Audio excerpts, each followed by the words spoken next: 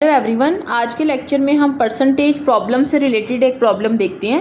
Problem given है कि a fruit seller had some apples, he sells 40% apples and still has 420 apples originally he had. यानी कि हमने total number of apples find out करने हैं जो कि सेल करने से पहले उसके पास मौजूद थे। ठीक है, उसके लिए सबसे पहले मैंने राइट डाउन किया कि फ्रूट सेलर सोल्ड एप्पल्स, कितने उसने एप्पल्स बेच लिए हैं वो हैं 40%, और उसके पास रिमेनिंग एप्पल्स कितने हैं वो हैं 420। ठीक है, मैं लेट कर लेती हूँ कि जो टोटल नंबर ऑफ़ एप्पल्स हैं वो x हैं, और परसेंटेज टोटल की ऑब्वियस है कि अगर हम टोटल की बात करें तो हम उसको कंसिडर करेंगे दैट इज़ 100%। तो परसेंटेज रिमेनिंग एप्पल्स की क्या आ जाएगी कि हम 100 में से जितने एप्पल्स उसने सेल कर लिए हैं उसको सब्ट्रैक्ट कर देंगे तो हमारे पास बचा है 60%।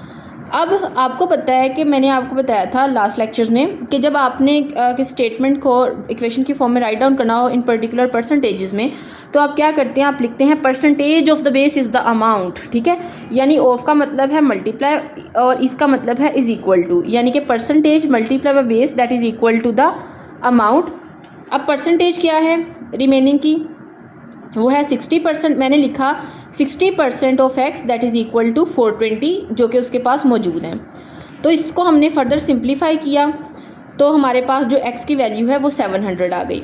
इसका मतलब कि जो उसके पास ओरिजिनली एप्पल्स मौजूद थे वो थे 700 and this is your required answer. This is all about this lecture. Thank you so much.